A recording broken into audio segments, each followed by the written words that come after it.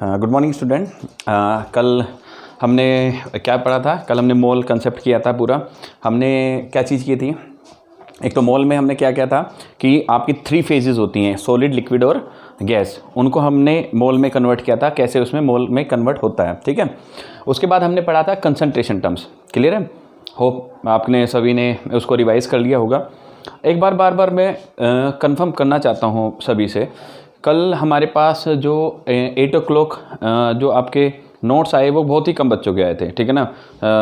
मतलब 4 to 5 students, मतलब चंद्रशेखर, अमन और एक तो बच्चा नया ही है, ईशांत है, उसने तो कल विदिन 2 hours ही सेंड कर दिया था। तो मैं सबके नाम बताता रहूँगा जो जो अच्छा कर रहे हैं। मयंक है, ठीक है ना। ये 4 to 5 स्टूडेंट्स हैं जो बहुत सीरियसली इसको ले रहे हैं, ठीक। देखिए इससे क्या होता है कि अगर आप इसको सीरियसली नहीं लेंगे, ठीक है, तो ये आपको इन फ्यूचर जब आपका इंडिया का एग्ज़ाम होगा ये आपको अफेक्ट कर जाएगा, ठीक है। तो हमारा यही रिक्वेस्ट है, अभी भी ज़्यादा लेट नहीं है, आपको 2 or 3 days में आप पूरा अपना मोमेंटम बना लीजिए और अच्छे से परफॉर्म कीजिए, ठीक है। अब कल मोलैरिटी हो गया था।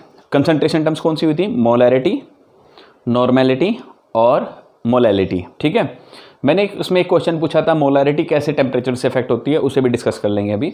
लेकिन आज जो हमारा कंसेप्ट है वो ये है कि आज हम स्टडी करेंगे एम्पेरिकल फार्मूला। क्या स्टडी करेंगे? Empirical formula. एम्पेरिकल फार्मूला होता क्या है? ये 4 marks का आता है 11th क्लास के अंदर, है ना। और ये एक आज हम इसी को स्टडी करेंगे कैसे ये कैलकुलेट होता है, ठीक। एम्पेरिकल फार्मूले का मतलब क्या होता है? कोई अगर देखो, कार्बन एक एलिमेंट है, एटम है, ठीक है ना। हाइड्रोजन एक एटम है, सिंगल एक एटम है। ऑक्सीजन एक एटम है, क्लियर है। अगर ये तीनों कंबाइन मिलके एक बना लेते हैं, ठीक है ना, सपोज करो ग्लूकोज बना लेते हैं, तो यहाँ पर इनका फॉर्मूला क्या हो जाएगा? C6H12O6। अगर ये बना लिया, फ्रक्टोज बना लिया, कुछ भी बना लिया इन्होंने, ये एक मॉलिक्यूलर फॉर्मूला बना लिया इन्होंने, तो ये एक मॉलिक्यूल बना। कितने एटम से? 3 एटम के कंबाइन होने से एक क्या बना? मॉलिक्यूल, क्लियर है। अब मैंने वर्ड यूज किया एम्पेरिकल फॉर्मूला। एम्पेरिकल फॉर्मूला क्या होता है? ये सिंपलेस्ट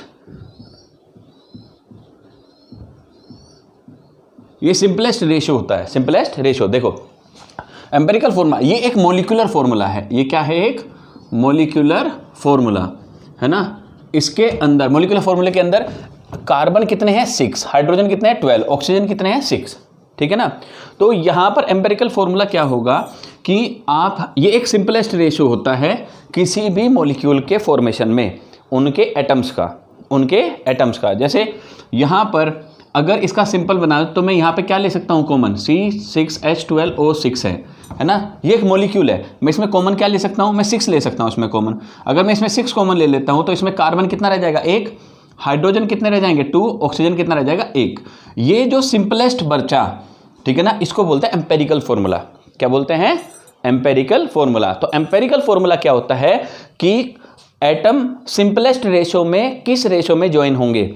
यहां पर 1 कार्बन, 2 हाइड्रोजन और 1 ऑक्सीजन का रेशो है 1:2:1।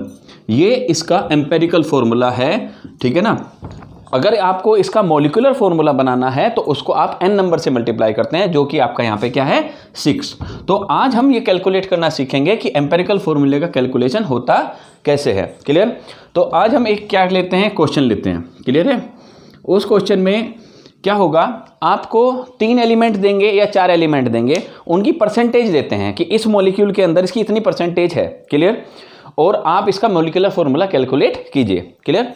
जैसे कि एक सबसे पहले समझ में आया ना, एम्पेरिकल फॉर्मूला क्या होता है? एम्पेरिकल फॉर्मूला एक सिंपलेस्ट रेशियो होता है एटम्स का, जिनके कंबाइन होने से, ठीक है ना, जिनके सिंपलेस्ट मतलब मिनिमम कंबाइन होने से एक फॉर्मूला बना, उसके बाद एक नंबर की आप मल्टीप्लाई कर देते हैं तो वो मॉलिक्यूलर फॉर्मूला बन जाता है, जिसको n बोलते हैं। क्या बोलते हैं? n। यहाँ पर एक क्वेश्चन है जिसमें, देखिए अब क्वेश्चन बताता हूँ मैं। क्वेश्चन है यहाँ पर, सोडियम का जो परसेंटेज है वो है 29.11, क्लियर है। ये कहा गया है कि एक आपका एक ये बन रहा है, एक मॉलिक्यूल बनेगा जिसमें सोडियम का जो परसेंटेज है वो 29.11 है, ठीक है ना। दूसरा है सल्फर का जो आपका परसेंटेज है वो है 40.51 है ना। और नेक्स्ट है इसमें ऑक्सीजन, ऑक्सीजन का जो है वो है 30.38, ये परसेंटेज है। क्लियर है, आप सबको मिलाओगे 100% हो जाएगा। तो ये 3 एलिमेंट हैं या 3 एटम हैं, इनसे एक मॉलिक्यूल बना है, इनसे क्या बना है, मॉलिक्यूल। ठीक है ना। वो मॉलिक्यूल कैसे बना होगा, सोडियम उसमें कितना होगा, सल्फर उसमें कितना होगा, ऑक्सीजन उसमें कितना होगा, उसका मुझे एम्पेरिकल फॉर्मूला बताना है। एम्पेरिकल फॉर्मूले बनाने के लिए सबसे पहले आपको ये सेक्टर याद रखना है कि इनमें ऐसे लाइन ड्रॉ कर लेते हैं 4। कितनी लाइन ड्रॉ की, 1 2 3 और 4। ठीक है। इस लाइन में हमने सबसे पहले क्या लिखा, सबसे पहले लिखा कि हमारे पास एटम कौन कौन से हैं। क्लियर, एटम हमारे पास कौन है, सोडियम, सल्फर, ऑक्सीजन। फिर उसके बाद इनकी लिखती है हमें परसेंटेज कितनी है। हमारे जो क्वेश्चन है उसमें परसेंटेज कितनी लिखी हुई है, हमारे जो क्वेश्चन है उसमें सोडियम की परसेंटेज कितनी लिखी है, 29.11, तो हमने यहाँ लिखा 29.11। सल्फर कितना परसेंटेज है, 40.51, और ऑक्सीजन कितना परसेंटेज है, 30.38। हमारे 2 काम हो गए। ये तो हमने क्वेश्चन नहीं लिखा है कि एटम हमारे 3 एटम है, Na sodium, S sulphur, O oxygen. फिर हमने परसेंटेज लिखा कि जब आपका कॉम्बिनेशन हुआ तो कॉम्बिनेशन करते टाइम सोडियम 29% था, सल्फर 40% था और ऑक्सीजन 30% था। क्लियर है। उसके बाद हम इनका लिखते हैं atomic mass. Atomic mass, atomic mass, sodium का जो एटॉमिक मास होता है, सोडियम का जो एटॉमिक नंबर है बच्चों कितना है, 11 है। कितना है, 11।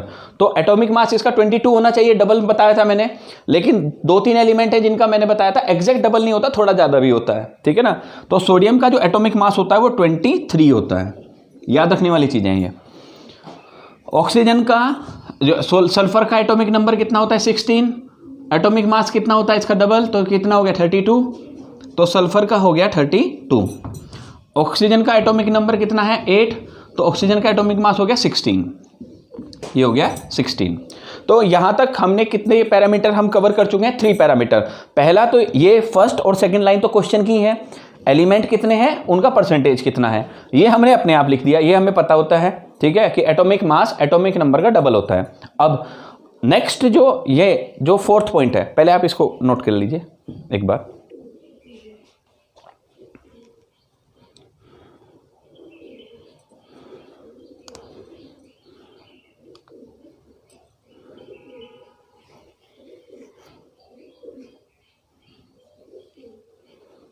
ठीक है, चलो नेक्स्ट है, आता है मोल। 4th पॉइंट में जो मैंने कल आपको सिखाया था वो मोल निकालने हैं। क्लियर है। मोल का फॉर्मूला मैंने कल क्या बताया था, मोल क्या होते हैं, मोल होता है weight, given weight upon molar mass, molar mass. Clear है।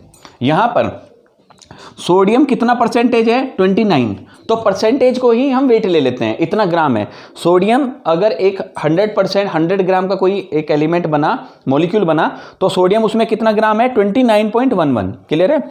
तो यहां पर जब हम मोल निकालेंगे, ठीक है ना, तो मोल निकालते टाइम सोडियम का वेट रखेंगे 29.11 और उसका एटॉमिक मास कितना है, 23 डिवाइड कर दिया। ऐसे ही सल्फर का अगर मैं निकालूं तो सल्फर का परसेंटेज कितना है, 40.51 और डिवाइडेड बाई कितना होगा, 32। फिर आपका क्या है, ऑक्सीजन, ऑक्सीजन का जो परसेंटेज है वो कितना है, 30.38 डिवाइड किससे करेंगे, 16 से। जब आप इसको डिवाइड करेंगे 29.11 को 23 से, तो 1 पॉइंट समथिंग आएगा। ये 29 नहीं, ये 23 है, तो 1 ही से डिवाइड होगा, तो ये अप्रोक्स आएगा 1.266। 1.266। 32 को 40 से डिवाइड करेंगे, देखो 40 है तो 2 टाइम्स तो हो ही नहीं सकता, तो 32 को ये भी आपका 1 पॉइंट समथिंग आएगा, तो इसकी भी वैल्यू 1.266 ही आएगी। क्लियर है।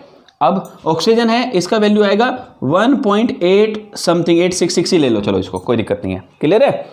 तो यहां पर हमने डिवाइड करके आया, सोडियम के मोल कितने आए, 1.2। आपका जो सल्फर है उसके मोल कितने आए, 1.2। फिर ऑक्सीजन है उसके मोल कितने आए, 1.8। आ गए।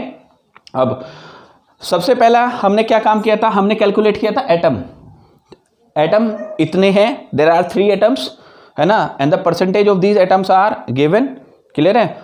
Then we have right atomic masses of 3 elements and in the fourth case we have calculated the mole. तो फोर्थ पॉइंट में हम मोल तक आए हैं जो मैंने कल सिखाया था। तो मीन्स ये है हमें जितने एलिमेंट गिवन हैं उनके मोल कैलकुलेट करने हैं, लेकिन करने इनको ऐसे ही है, ठीक है ना। मोल के बाद अब बच्चों 1.2, 1.2, 1.8 आपने कभी एलिमेंट देखा होगा, सपोज करो मीथेन है, तो मीथेन का जो फॉर्मूला देखा होगा, क्या देखा होगा, CH4। ऐसा तो नहीं देखा कि कार्बन आपका 1.2 है, हाइड्रोजन आपका 4.7 है, ऐसा कभी नहीं देखा होगा मॉलिक्यूल में, क्लियर है। हमें इसको क्या बनाना है, होल नंबर। क्या बनाना है, होल नंबर। तो 1.26, 1.26, 1.8 को ऐसे नंबर से डिवाइड कर दीजिए जिससे आपका कोई एक होल नंबर आ जाए, क्लियर है। तो यहां पर एक होल नंबर बनाने के लिए हम क्या करेंगे, एक ऐसे नंबर से डिवाइड करें जिससे ये पूरा एक होल नंबर आ जाए, क्लियर। तो हम यहां क्या करेंगे, सिंपलेस्ट रेशो कैलकुलेट करेंगे। तो सिंपलेस्ट रेशो, तो हमारा कितना 1 आ गया, 1 2 3 4 5। अब ये हमारा 5वां पैरामीटर है जिस पर हम काम कर रहे हैं, क्लियर है, 5th पैरामीटर। अब यहाँ पे 1.266 को ऐसे नंबर से डिवाइड करूँ, 1.266 को ऐसे नंबर से डिवाइड करूँ, 1.866 ऐसे नंबर से डिवाइड करूँ कि ये एक पूरा होल नंबर आ जाए। अब थोड़ा सा दिमाग लगाओ कि किस नंबर से मैं डिवाइड करूँगा इसको, क्लियर। देखो अब इनको हम क्या करेंगे, ये जो ये आएगा 1.897 है, ठीक है ना, ये इतना आ जाएगा। मैं एक काम करता हूँ 1.266 से डिवाइड कर दूँ, कम से कम मेरे 2 नंबर तो 1 आ जाएंगे, क्लियर है। तो मैं एक नंबर लेता हूँ 1.266, इसको भी 1.266 से डिवाइड कर देता हूँ और इसको भी 1.266 से डिवाइड कर देता हूँ, क्लियर है। देख लो एक बार, मुझे इनका जो पॉइंट समथिंग है, क्योंकि पॉइंट में आपका एटम नहीं होते, क्लियर है। हमेशा देखो ये भी फॉर्मूला है तो क्या है, C6, ऐसा तो नहीं 6.2 है, ये H12 है, ऐसा तो नहीं 12.4 है। तो मुझे क्या करना है, होल नंबर बनाना होता है। क्या बनाना है, होल नंबर। तो सिंपलेस्ट रेशो के लिए मैंने मोल के नंबर को ऐसे नंबर से डिवाइड कर दिया ताकि मेरा एक क्या आ जाए, एक इंटीजर आ जाए। क्या आ जाए, इंटीजर। तो अब देखो लास्ट वाला बचता है, तो लास्ट वाले बचेगा तो वो कितना आएगा, ये आएगा 1, ये आएगा 1 और ये आएगा 1.5 आ गया, अप्रोक्स 1.5 आ जाएगा। तो ये मेरा और अच्छा काम हो गया। अब मैं क्या करूं, अब मुझे 1.5 में नहीं रखना, क्लियर है। मुझे क्या करना है, अब मेरा काम हो गया। अब मुझे फाइनल जो आपका आंसर देना है, किससे नंबर कर रहे हैं, तो मैं इस नंबर को 2 से मल्टीप्लाई कर देता हूं। किससे, 2 से। तो मेरा यहां पे क्या आ गया, ये 2, ये 2 से क्यों किया, क्योंकि 1.5 को मैं ऐसे नहीं रख सकता, मुझे इसको होल नंबर बनाना है। और 1.5 का नियरेस्ट होल नंबर क्या होगा, 3। मल्टीप्लाई अगर करेंगे तो ये कितना हो गया, 3। तो मेरे ये आपका फाइनल आंसर आ गया, क्लियर है, कि सोडियम, सल्फर और ऑक्सीजन अगर मिलके कोई मॉलिक्यूल बनाएंगे तो उनका रेशो मिनिमम इतना रहेगा, सोडियम का 2, सल्फर और ऑक्सीजन कितने रहेंगे, 3। तो मेरा जो एम्पेरिकल फॉर्मूला हुआ यहाँ पे कितना हो गया, सोडियम के जो नंबर है वो कितने होंगे, 2, सल्फर के ऑक्सीजन कितने होंगे, सल्फर के 2 और ऑक्सीजन के 3। ये मेरा एम्पेरिकल फॉर्मूला हो गया कि सोडियम, सल्फर और ऑक्सीजन का अगर कोई मॉलिक्यूल बनता है तो उसका एम्पेरिकल फॉर्मूला क्या होगा, सोडियम Na2S2O3। ये हमारा क्वेश्चन हो गया, क्लियर है, ये इसका आंसर है, क्लियर। ऐसे ही आपको सभी क्वेश्चंस में, एम्पेरिकल फॉर्मूले के क्वेश्चंस में क्या करना है, सबसे पहले आप गिवन एलिमेंट लिखेंगे, फिर आप उनकी गिवन परसेंटेज है, तो ये तो क्वेश्चन ही हो गया, क्लियर। थर्ड, आपको क्या करना है, सोडियम का एटॉमिक मास लिखना है, सल्फर का लिखना है, ऑक्सीजन का लिखना है, लिख लिया। उसके बाद ये ग्राम है, वे गिवन वेट है, ये एटॉमिक वेट है, आपको इनको इससे डिवाइड कर देना है, तब मोल आएगा। मोल अगर 1, 1 या 2 आ जाता तो मुझे कुछ करने की जरूरत नहीं थी, लेकिन ये आए किसमें, परसेंटेज में, तो मुझको इनको होल नंबर बनाने का काम है। होल नंबर में हम क्या करेंगे, मेरा 1.266 आया तो मैंने ऐसे नंबर से डिवाइड कर दिया कि मैक्सिमम चांस आए कि एक इंटीजर आए। तो ये 1 आया था, ये 1 और ये 1.5, तो मुझे यहाँ दिक्कत आ गई थी 1.5। अब मुझे किस नंबर से मल्टीप्लाई करना पड़ा, 2 से, ताकि ये हमारा फाइनल आंसर आ गया, क्लियर। और ये हमारा हुआ एम्पेरिकल फॉर्मूला। ये है calculation of empirical formula, clear. इसके आपको कम से कम 4 to 5 क्वेश्चंस डेली करने हैं, कम से कम 5 to 6। क्लियर? आप आज का होमवर्क ये है कि एटलीस्ट एनसीईआरटी के या रेफरेंस बुक से, ठीक है ना, आप जो हैं वो 4 to 5 क्वेश्चंस इसके कीजिए। कोई दिक्कत? चलो जी। अब सर हमारे पास एनसीईआरटी नहीं है, आप जाइए एनसीईआरटी गूगल पे डालिए, एनसीईआरटी फ्री डाउनलोड, वहाँ पर 12th क्लास की केमिस्ट्री जो है, सॉरी 11th क्लास की केमिस्ट्री है, वहाँ पे बुक फ्री मिलेगी, आप उसको डाउनलोड कर लीजिएगा। क्लियर? अदरवाइज लिंक हम सेंड कर देंगे। इंपॉर्टेंट ये है कि आज मैंने एम्पेरिकल फॉर्मूला बताया, ये भी बताया कि आपको ये एटलीस्ट 4 मार्क्स का होता है, कम से कम 4 मार्क्स में ही आएगा। ठीक है? जब आपका एग्जाम होगा, सीबीएसई में हो या अदर स्टेट बोर्ड्स में हो, ये क्वेश्चन 4 मार्क्स का ही आता है। तो जो फर्स्ट चैप्टर है उसमें सबसे इंपॉर्टेंट टॉपिक क्या था? सबसे पहला था कैलकुलेशन ऑफ मोल, सेकंड क्या था? Concentration terms. कंसंट्रेशन टर्म्स कौन कौन सी थी? Molarity, molality and normality. Clear? और नेक्स्ट है हमारा एम्पेरिकल फॉर्मूला। क्लियर? आप इसे नोट कीजिए।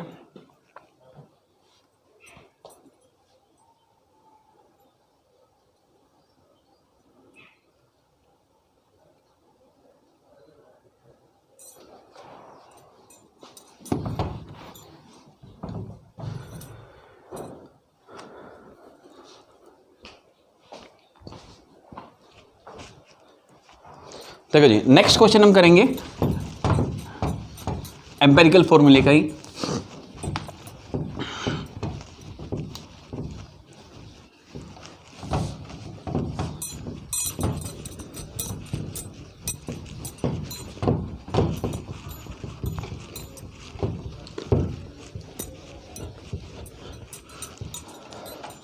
नोट्स भेजने हैं ज़रूर, नोट्स नहीं भेज रहे हो, ठीक है ना? अगर यहाँ पर आओगे देहरादून में तो ये मौका नहीं मिलेगा, ठीक है? इसी को पूरे को हम रिवीजन भी कराएंगे, जब आप यहाँ आएंगे तो पूरे का यहाँ पर रिवीजन भी होगा। लेकिन उससे पहले ये है, जो आपके पास स्पेयर टाइम है उसका बहुत अच्छे से यूटिलाइजेशन करें, है ना? बहुत ही अच्छा, अगर आग मान लिया आज आपने एम्पेरिकल फॉर्मूले के ही 4 to 5 क्वेश्चंस कर लिए तो ये बहुत अच्छा होगा आपके लिए, ठीक है? और 4 मार्क्स ये कंफर्म होते हैं। इस पूरे चैप्टर से सिर्फ यही आता है क्वेश्चन, ठीक है, जो 4 मार्क्स का आता है। इसीलिए मैं इसकी प्रैक्टिस थोड़ा ज़्यादा करा रहा हूँ। चलो जी, एक नेक्स्ट क्वेश्चन है। नेक्स्ट क्वेश्चन में है 3 एलिमेंट्स हैं। क्लियर है?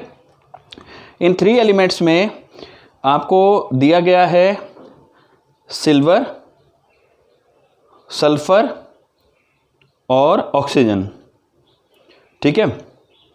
इसमें आपको वैल्यू दी गई है पूरी। ये कहा गया है कि एक सिल्वर है, एक सल्फर है और एक ऑक्सीजन है। इनके वेट गिवन है। कितने, क्या गिवन है? वेट। इसमें सिल्वर का जो वेट गिवन है वो 1.94 ग्राम है, ठीक है? सल्फर का जो वेट गिवन है वो है 0.268 ग्राम। मैंने कहा था ग्राम में दे, या तो ग्राम में दे दे, है ना, या किस में दें? परसेंटेज में दे। लास्ट क्वेश्चन में था हमारा परसेंटेज, यहां पर डायरेक्ट वेट में गिवन है। किस में गिवन है? वेट। सिल्वर, एजी सिल्वर है 1.94 बोलते हैं, इसका जो वैल्यू गिवन है 1.94 है। सल्फर की है 0.268। ऑक्सीजन की जो वैल्यू गिवन है वो है 0.538 ग्राम। तो हमारा ये तो हो गया एटम जिनसे मिलके बनना है। ये हो गया आपका परसेंटेज या वेट, जिसका भी आपको एम्पेरिकल फॉर्मूला कैलकुलेट करना है। अब आती है बात एटॉमिक मास की। Atomic mass, sir atomic mass हम कैसे याद रखेंगे? एटॉमिक मास मैक्सिमम गिवन रहते हैं क्वेश्चन में, लेकिन जो रहते हैं जिनके क्वेश्चन आएगा वो प्रेडिक्टेबल होते हैं। ये बहुत कॉमन एलिमेंट्स होते हैं जिनके एग्जैक्ट पता होंगे। क्लियर है? जैसे कि सिल्वर है तो सिल्वर का जो एटॉमिक मास होता है वो 108 होता है, ये आपको याद भी रखना है। सल्फर का जैसे मैंने बताया एटॉमिक मास कितना होगा? 32। ऑक्सीजन का एटॉमिक मास कितना होगा? 16। नेक्स्ट क्वेश्चन, हमें क्या कैलकुलेट करना है? मोल। अपने आप करते जाएंगे अब, है ना? मोल क्या होता है? मोल होता है वेट, जो गिवन वेट होगा अपॉन एटॉमिक मास बोलो या मोलर मास बोलो, मोलर मास एक ही बात है। चलो जी, हम इसे डिवाइड करते हैं। 108 1.94 हमारा वेट था, मोल्स कैलकुलेट करने हैं। एटॉमिक मास कितना था? 108। ये कितना है? मोल कैलकुलेट करना है 0.268 डिवाइडेड बाई 32। थर्ड है 0.538 डिवाइडेड बाई 16, वैल्यू आएगी कुछ, फटाफट कैलकुलेट करो कितनी आएगी वैल्यू। इसमें आप अभी तो अपना मोबाइल का यूज़ कर लेना या कैलकुलेटर का यूज़ कर लीजिए, क्योंकि हमें क्वेश्चन जल्दी करना है, ठीक है। एग्जामिनेशन में लेकिन अवेलेबल नहीं होगा।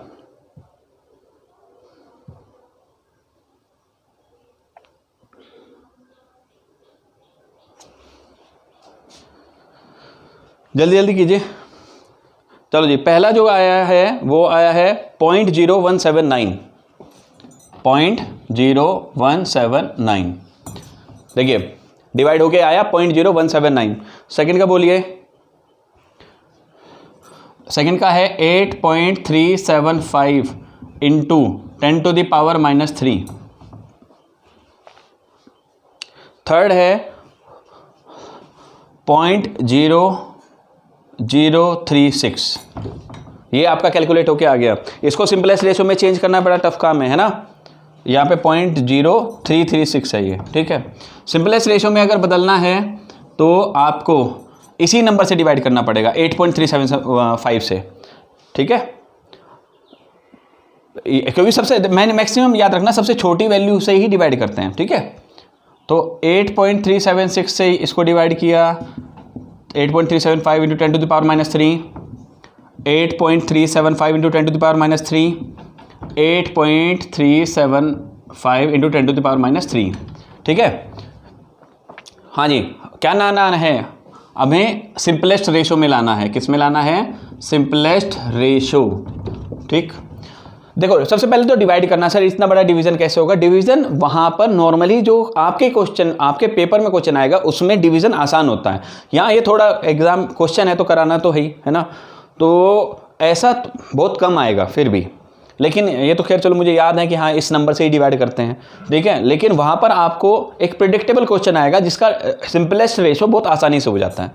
जब आप इसको इन नंबरों से डिवाइड करेंगे तो वैल्यू आएगी, फर्स्ट में आएगी 2.12, ये आपकी आ गई 2.12, दूसरे में आएगी 4.01।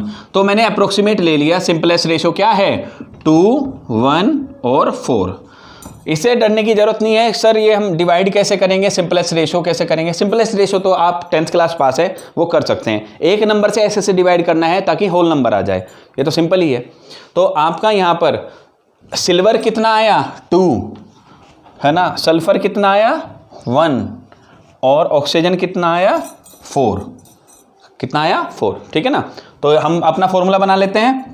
ये याद रखना ये एम्पेरिकल फॉर्मूला है। क्या है? एम्पेरिकल फॉर्मूला, इस चीज़ को ध्यान रखना। Ag2S1 और ऑक्सीजन आपके हो गए 4, ये आपका फॉर्मूला बन गया Ag2SO4। Ag2SO4 ये आपका बना एम्पेरिकल फॉर्मूला, ठीक। अब नेक्स्ट क्वेश्चन करेंगे एम्पेरिकल फॉर्मूले का ही। आपको 4 to 5 क्वेश्चन अटेम्प्ट करने ही करने हैं अगर आप इसमें थोड़ा प्रैक्टिस चाहते हो। और इसमें कुछ नहीं करना, गिवन एलिमेंट वेट इन इसको इससे डिवाइड कर देना है। ये नीचे आएगा ये ऊपर आएगा, डिवाइड करके आपको सिंपलेस्ट रेशो निकालना है बस, और कुछ नहीं करना, ठीक है। एक क्वेश्चन आएगा कि आपका एम्पेरिकल फॉर्मूला और मॉलिक्यूलर फॉर्मूले में रिलेशन क्या है। मॉलिक्यूलर फॉर्मूले में क्या रिलेशन है? देखो बच्चों मैंने अभी बताया था, एक कंपाउंड है जिसका मॉलिक्यूलर फॉर्मूला क्या है? C6H12O6, ठीक है। ये है मॉलिक्यूलर फॉर्मूला। लेकिन मुझे एम्पेरिकल फॉर्मूला निकालना है इसका तो मुझे इसे सिंपलेस्ट रेशो में करना पड़ेगा। तो मैंने क्या किया? सिंपलेस्ट रेशो क्या होगा? मैं 6 को बाहर कर दूं तो इसका सिंपलेस्ट रेशो क्या होगा? CH2O, यही तो होगा। इससे ज़्यादा इसका सिंपल हो ही नहीं सकता।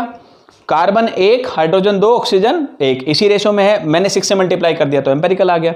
तो क्या रिलेशन है? तो एम्पेरिकल फॉर्मूले को मैं n से मल्टीप्लाई कर दूं तो आपका मॉलिक्यूलर फॉर्मूला हो जाता है। क्या हो जाता है? Molecular formula. तो क्या रिलेशन निकला? अगर कैलकुलेट करना है, मॉलिक्यूलर फॉर्मूला जो होगा वो n इंटू एम्पेरिकल फॉर्मूला होगा। n वो नंबर है जो कॉमन लिया जा सकता है। जैसे C6H12O6 से आप 6 कॉमन ले सकते हैं, तो यहां पर n की वैल्यू क्या हो गई? 6। n की वैल्यू क्या हो गई? 6। कोई दिक्कत इसमें? चलो अब नेक्स्ट एक क्वेश्चन करेंगे, तब तक आप इसे नोट करो पूरा।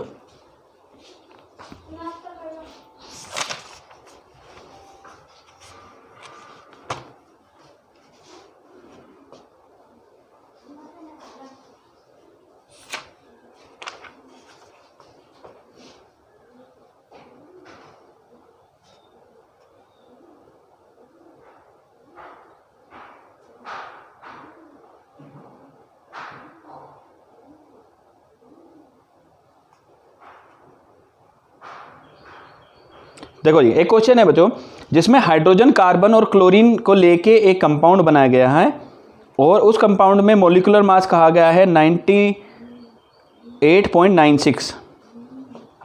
देखो ये क्वेश्चन ठीक है, इससे थोड़ा सा आपको और क्लियर हो जाएगा।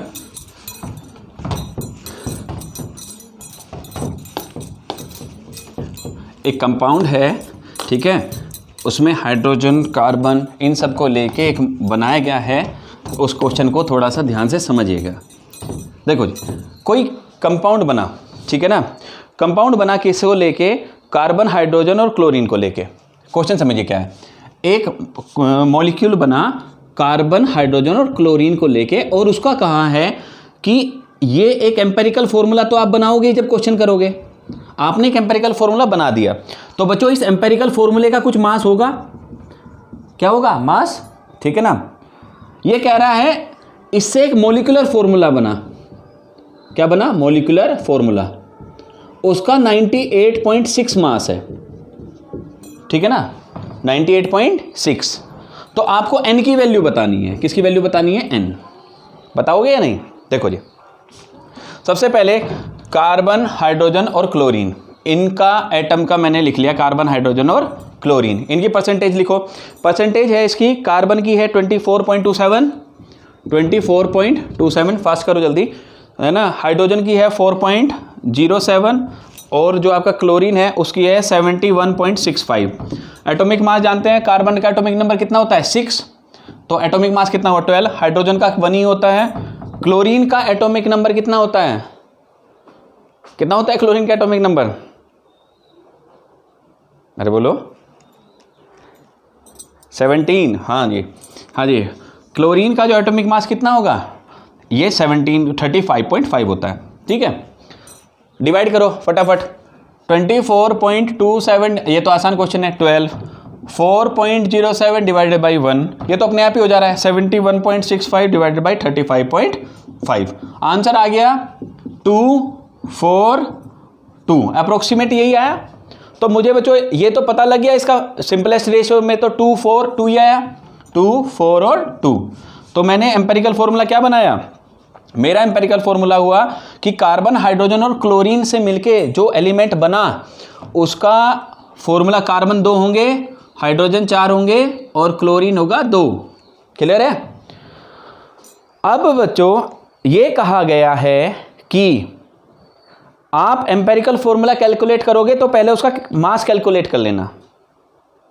क्या कैलकुलेट कर लेना, मास, क्योंकि मुझे इससे जो मॉलिक्यूलर बनेगा, क्या पता चार्ज नंबर से मल्टीप्लाई हो ये, तब मॉलिक्यूल बना हो, समझ गए ना, क्योंकि ये मेरे पास तो सिंपलेस्ट रेशो है।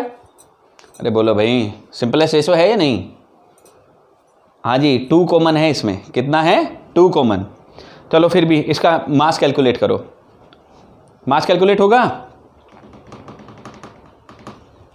अरे बोलो भाई, अरे ये कैसे इसका एम्पेरिकल फॉर्मूला हो सकता है, मैंने कहा था सिंपलेस्ट रेशो, अभी तो ये 242 है, इसका सिंपलेस्ट रेशो क्या होगा, सर इसको आप किससे डिवाइड कर दो, 2 से, इसको आप किससे डिवाइड कर दो, 2 से, इसको किससे कर दो, 2 से, तो कितना हो गया, 1। इसको ऐसे ही नहीं छोड़ना, सिंपलेस्ट रेशो में करना है, 1, 2 और 1, तो 1 to 1। अब सिंपलेस्ट रेशो वो होता है जिसको आप फर्दर कुछ कॉमन नहीं ले सकते, वो होता है एम्पेरिकल फॉर्मूला। पहले मैं 2 नंबर कॉमन ले सकता था, अब मैं इसमें से कोई नंबर कॉमन नहीं ले सकता। चलो मास कैलकुलेट करो। सर कार्बन का 12 है, हाइड्रोजन का 1, हाइड्रोजन कितने हैं 2, क्लोरीन का है 35.5, तो अप्रोक्सीमेट हो गया 49.3, अप्रोक्सीमेट 49.5 के अप्रोक्स हो गया। सर ये जो मास आया 49.5 ग्राम आया,